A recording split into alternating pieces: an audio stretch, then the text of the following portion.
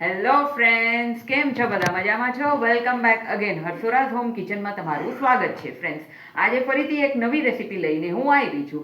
એટલી મસ્ત મજાની રેસીપી છે કે તમારા ઘરે પાર્ટી હોય, તમારા ઘરે ગેસ્ટ હોય, 31 ડિસેમ્બર આવે છે, તમને જેવી રીતના એન્જોય કરવું હોય એવું સ્નેક્સવાળી ફર્સ્ટ ક્લાસ આપણે રેસીપી લાવ્યા છે. એ રેસીપીનું નામ છે પડવાળા સમોસા, લેયર્ડ સમોસા. સમોસા તો તમે ઘણી બધી જાતના ખાધા હશે ફ્રેન્ડ્સ, પણ આ સમોસા એટલા મસ્ત બને છે, ટેસ્ટી બને છે અને ક્રન્ચી ક્રિસ્પી બને છે કે જોવા થકી જ તમને એમ થશે કે મારે આ ખાઈ જ લેવા છે કરીને. ફ્રેન્ડ્સ, તો ચલો આપણે રેસીપી ચાલુ કરશું. સમોસા બનાવવા માટે મેંદો લીધો છે મેં. આ મેંદામાંથી કમસે કમ 6 રોટલીઓ બનશે. બાકી તમે તમારા માપ પ્રમાણે મેંદો લઈ શકો છો, એનો કોઈ માપ નથી. એમાં આપણે સ્વાદ પ્રમાણે મીઠું નાખવાનું છે. મીઠું નાખી દીધું. હવે એમાં થોડાક અજમા ક્રશ કરીને નાખવાના છે આપણને. ફ્રેન્ડ્સ, અજમાથી ટેસ્ટ બહુ સારું આવે છે અને ગેસનું જેને પ્રોબ્લેમ હોય એને આ ખાધા પછી એ નથી થતું. ફ્રેન્ડ્સ, હવે એમાં ઘી કે તેલ નાખીને આપણે લોટ બાંધીએ છીએ.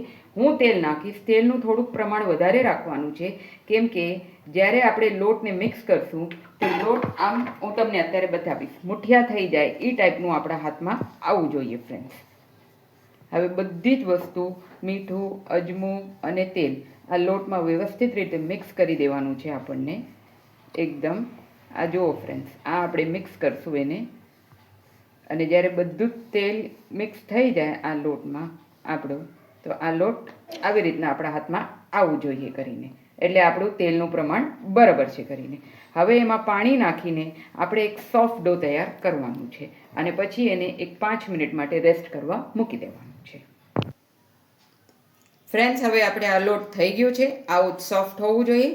આપણે એને કૂણી નાખ્યું છે અને હવે આપણે એને રેસ્ટ કરી દઈશું એક 10 મિનિટ માટે અને આગળની પ્રિપેરેશન ચાલુ કરીશું. હવે આપણે આનું સ્ટફિંગ બનાવવાનું છે. સ્ટફિંગ બનાવવા માટે મેં 4 બટેટા લીધા છે.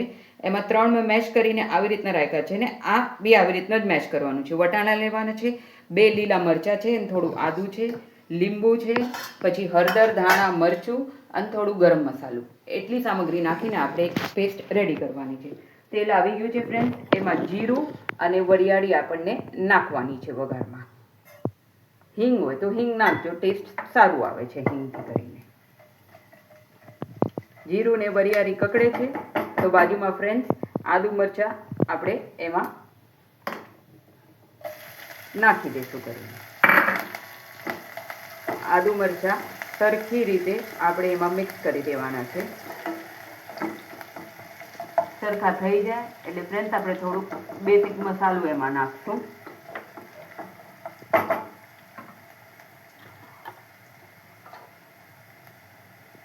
એમાં થોડીક હળદર, ધાણા જીરું 2 ચમચી,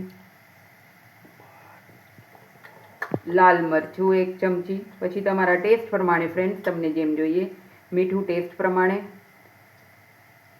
અને થોડુંક ફ્રેન્ડ્સ ગરમ મસાલો, બહુ નહીં, સહેજ જ નાખવાનું છે કે ટેસ્ટ આવે આપણને.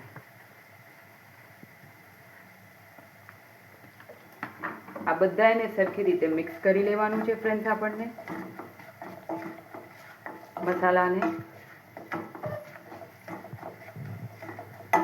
ને આ મસાલા સરખી રીતે મિક્સ થઈ જાય ફ્રેન્ડ્સ એટલે થોડુંક પાણી નાખશું, સહેજ અમથું, તાકી આપણા મસાલા બળે નહીં કરીને અને સરખી રીતે મિક્સ થઈ જાય. આ આપણો મસાલો રેડી થઈ ગયો છે ફ્રેન્ડ્સ. હવે એમાં બાફેલા બટેટા નાખી દેવાના છે આપણને.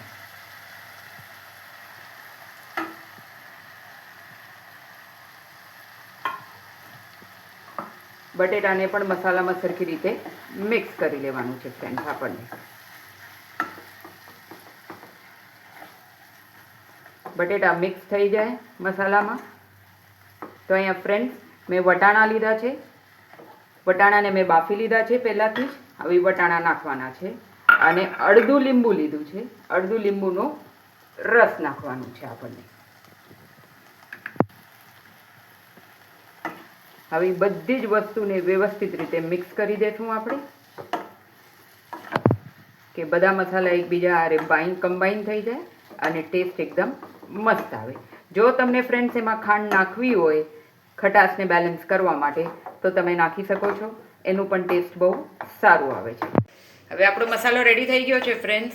જુઓ કેવો મસ્ત લાગે છે આ મસાલો. ટેસ્ટી ચટપટો મસાલો થઈ ગયો છે. હવે આપણે આ લોટ લીધો છે, એના લોયા કરી લીધા છે, 6 થાય છે અંદાજન, અને એની પતલી પતલી રોટલીઓ વણવાની છે આપણને ફ્રેન્ડ્સ, એકદમ પતલી, જેટલી થાય એટલી પતલી. અને પછી તમારે મેંદાનો લોટ લેવાનો છે, એમાં તેલ નાખવાનું છે અને એક પેસ્ટ જેવું તૈયાર કરવાનું છે ફ્રેન્ડ્સ આપણને.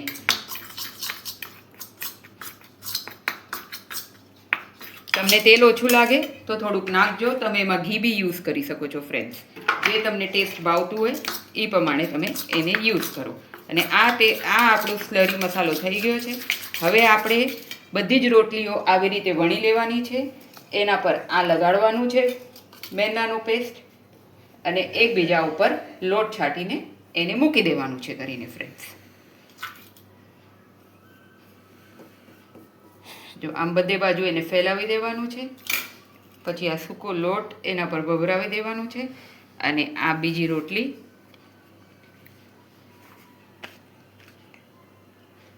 આપણે એના પર મૂકી દેવાની છે.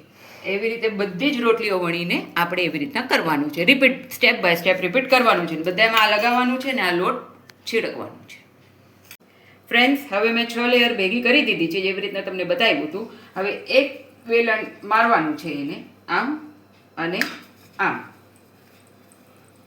બસ ફ્રેન્ડ્સ. હવે આપણે એને સ્ક્વેર શેપ દઈશું. તમે કોઈ બી કટર થ્રુ એને લઈ શકો છો. એક્સ્ટ્રા વસ્તુઓ બધી કાઢી નાખવાની છે એમાં, એટલે મસ્ત શેપ આવી જાય એક, અને બધા એક સરખા લાગે કરીને.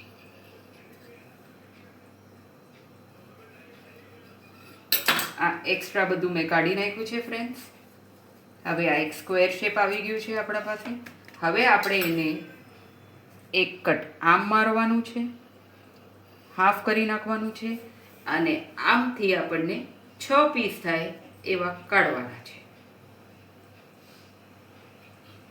આ આપણા પીસીસ રેડી છે ફ્રેન્ડ્સ. આવી રીતના જો તમને લાગતું હોય કે કોઈ બી એક નથી શેપમાં, તો તમે એને હજી શેપમાં લઈ આવી શકો છો કરીને.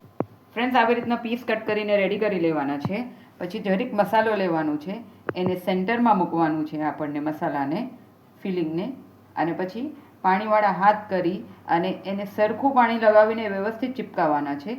એ તળતી વખતે આપણો સમોસો ખુલવું ન જોઈએ કરીને.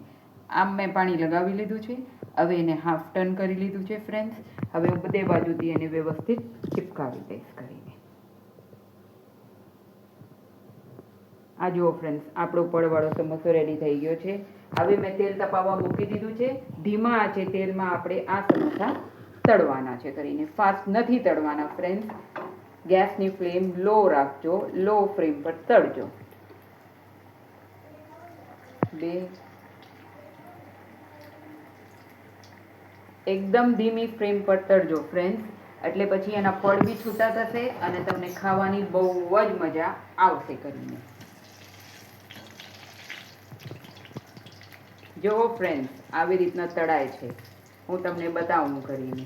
આવી રીતના આના લેયર્સ છૂટા પડશે કરીને. હાવ ધીમા ગેસે તળવાના છે આપણને. ગેસની ફ્લેમ ધીમી જ રાખજો, એને ફાસ્ટ કરતા નહીં, લો ફ્લેમ પર તળવાનું છે.